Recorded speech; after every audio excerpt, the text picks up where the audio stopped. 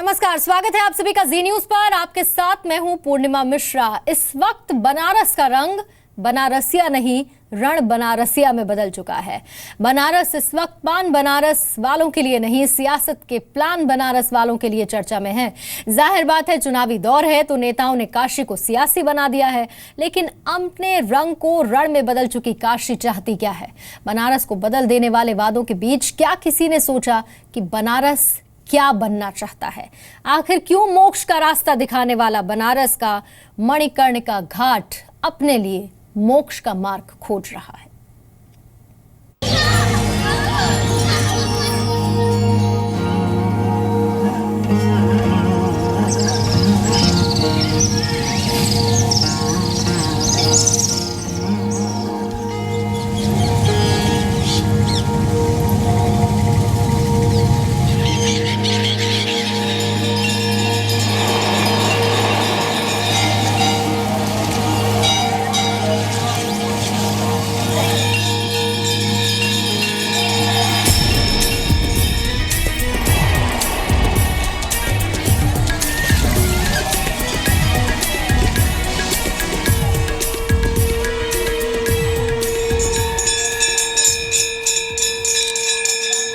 जो शहर इतिहास से भी ज्यादा पुराना है,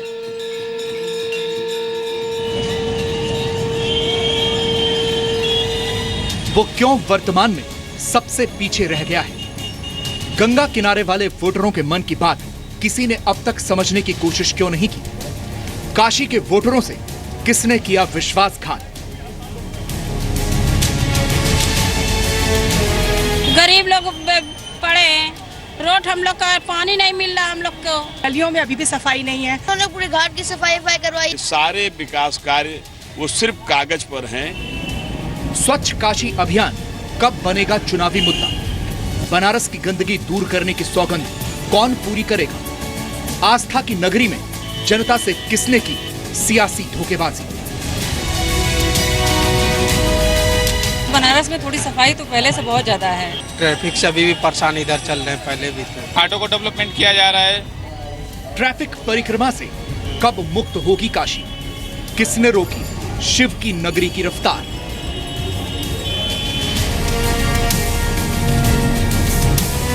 पूरा बनारस खाना पड़ा है, कहीं न जाने का रास्ता है, न आने का रास्ता। पहले से घाट बहुत सुधार हो चुका है।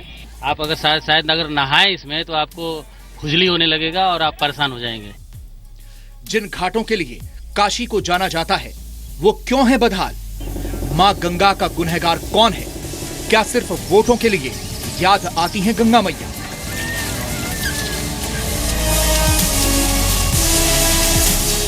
सफाई कहीं नहीं है, उसी तरह है जिस तरह पहले था। ऐसी सफाई रात और दिन शायद दिल्ली में भी नहीं होती होगी जो बनारस में हो रही है। मरम्मत होना चाहिए गली का, ना देख लीजिए कितनी जीर्ण अवस्था में है गली। लखनऊ से लेकर दिल्ली तक हर सरकार बुनकरों के हालात सुधारने का दावा करती है। पूर्वांचल के बदहाल बुनकरों के अच्छे दिन कब आएंगे? खुद बदलाव हो रहा है धीरे धीरे।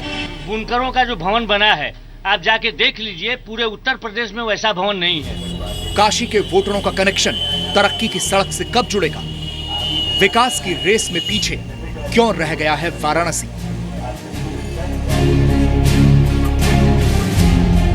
रोड्स बन रहे हैं, फ्लाईओवर्स बन रहे हैं, साफ सफाई वगैरह के तरफ लोग विशेष ध्यान दे रहे हैं। लेकिन सबसे बड़ी समस्या आज है कि गलियों के प्रति कोई ध्यान नहीं दिया जा रहा है। आज गंदगी क्यों हो रही है? पानी का प्रवाह रुक गया है।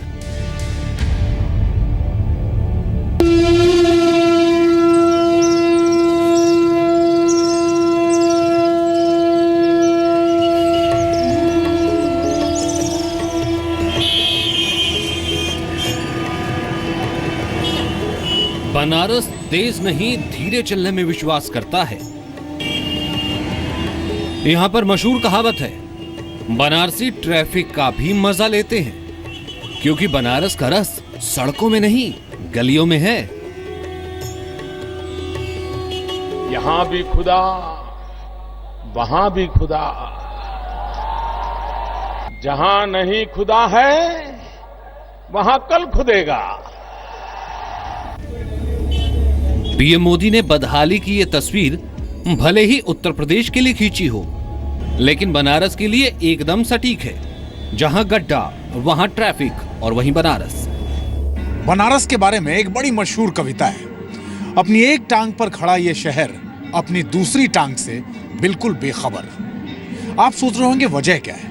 वजह है कि वो ट्रैफिक में फंसा है। दरअसल बनारस के एक आम बनारसी ने हर रोज ट्रैफिक में फंसने को अपनी जिंदगी का एक हिस्सा बना लिया है। ये अपने आप साइकिल चला लेते हैं, पैडल मारते हुए साइकिल ले जाते हैं और जब जोश उत्साह में होते हैं तो हैंडल छोड़ के भी साइकिल चला लेते हैं। काशी की सड़कों से जीत जाने का सपना तो सबने देखा है, लेकिन काशी की सड़कों को किसने देखा? जहां घाट तो बढ़ते गए लेकिन सड़कों की चौड़ाई घटती गई। 742 गलियों और 74 घाटों के बसे इस शहर को साल 2016-17 में स्मार्ट सिटी बनाने के लिए सिर्फ 2 करोड़ रुपए मिले, जबकि लखनऊ को 69 करोड़। बनारस को सड़कों से जोड़ने के लिए ministry of road transport and highways 7,000 crore का उसने बजट दिया, लेकिन बनारस की सड़कों पर ट्रैफिक स्पीड नहीं बदली। अब सवाल यह है कि अगर बनारस ट्रैफिक में फंसना अपनी आदत बना ले तो गलती किसकी, जनता की या नेता की? कई वर्षों से जब अटल जी की सरकार थी तब से रिंग रोड की चर्चा चल रही थी।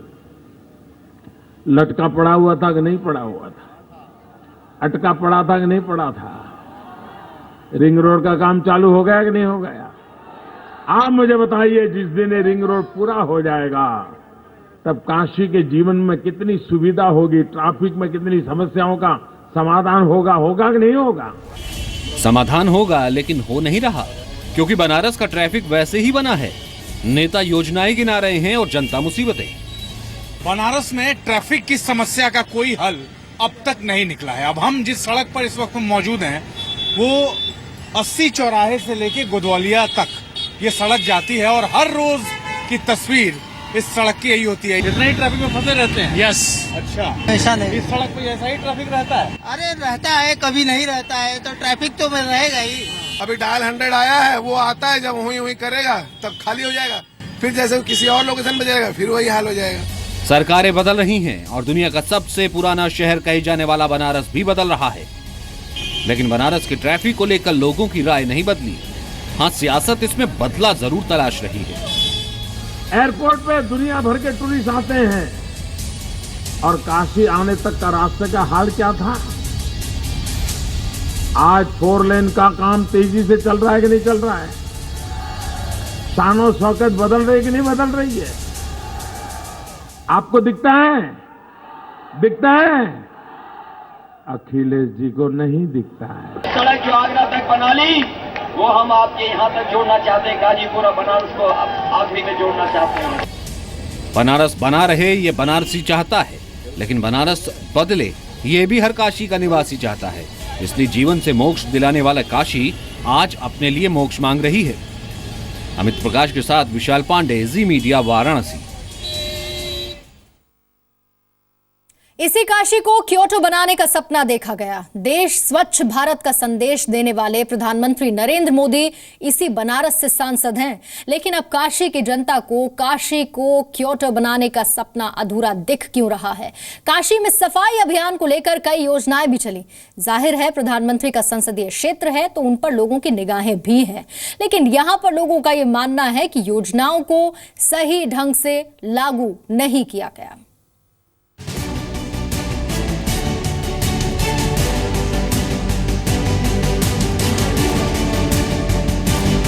इन चश्मों से महात्मा गांधी देख रहे हैं कि बेटे भारत को स्वच्छ किया कि नहीं किया।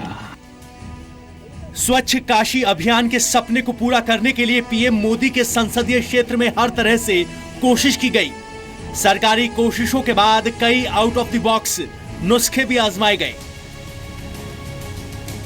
पहले से बहुत परिवर्तन देखा, इसमें कोई शक नहीं है। घाटों पे जाके देखिए, सब जगह जाके देखिए, आपको प्रमाण उसके परिलक्षित होते हैं। इलाहाबाद के अमिताभ बच्चन की पुरानी फिल्मों के डायलॉग से वाराणसी में स्वच्छता का संदेश दिया गया।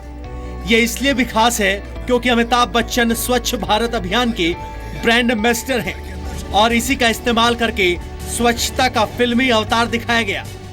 काशी में लगे पोस्टर्स सरकार के अभियान का हिस्सा नहीं थे, लेकिन इससे मिशन को आगे बढ़ाने में मदद जरूर मिली। आप काशी और क्योटो की बात कर रहे हैं, आप यहीं से आधा किलोमीटर दूर जाइए, सड़क के दोनों तरफ सफाई हो रही है। ऐसी सफाई रात और दिन शायद दिल्ली में भी नहीं होती होगी जो बनारस में हो रही है। कुछ भी विकास के नाम पे नहीं हुआ है, सिर्फ कागज पे हुआ है और वादा किया गया है। काशी की गलियों की गंदगी कब मिटेगी? इस वक्त हम डुमराव बाग कॉलोनी में हैं। हमारे पीछे आप देखिए कि यहाँ पर डस्टबिन तो है, लेकिन कूड़ा डस्टबिन के बाहर है, उसके बाहर पानी भरा हुआ है और काशी में सफाई सबसे बड़ा मुद्दा है। ऐसी स्थिति में आप तस्वीर जो यहाँ पर देख पा रहे होंगे, पॉलीथीन से लेकर यहाँ हर एक चीज़ आपको दिखाई पड़ रही होगी जो कूड़े के तौर पर फेंकी गई डस्टबिन होने के बावजूद। तो सफाई के लिए कई बड़े कदम उठाए गए, कई अभियान चलाए जा रहे हैं, कई बड़े ब्रांड एम्बेसडर लगे हुए हैं स्वच्छता अभियान में, लेकिन काशी की गलियों की कुछ ऐसी तस्वीरें जगह जगह देखने को आपको मिल जाएंगे अगर आप काशी की गलियों में घूमेंगे। सफाई के लिए संदेश बसों, घाट और अलग अलग जगहों पर पोस्टर लगाकर दिए जा रहे हैं। काशी के लोगों में सफाई के लिए जागरूकता फैलाने के लिए कैंपेन, नुक्कड़ नाटक भी किए गए। वाराणसी में स्वच्छ भारत अभियान के तहत पिछले कुछ महीनों में 4000 नए डस्टबिन लगाए गए। साफ सफाई वगैरह के तरफ लोग विशेष ध्यान दे रहे हैं और हम तो घाट पर ही रहते हैं, ज़्यादातर घाट पे भी ज़्यादा व्यवस्था है साफ सफाई की। आप चले जाइए मणिकर्णिका घाट पे, जहाँ लोग आते हैं कि उनको आत्मा को शांति मिलेगा, मोक्ष प्राप्त होगा। वहाँ कितनी गंदगी है देख लीजिए। जो हमारा काशी विश्वनाथ है वहाँ पे देख लीजिए कि एक भी गली साफ सुथरी नहीं है। स्वच्छता का मिशन बहुत चुनौती भरा है। स्वच्छता की रैंकिंग में वाराणसी काफी पीछे है। सरकार स्वच्छ भारत मिशन से देश में सड़कों के साथ साथ लोगों की मानसिकता में भी बदलाव लाने की कोशिश कर रही है।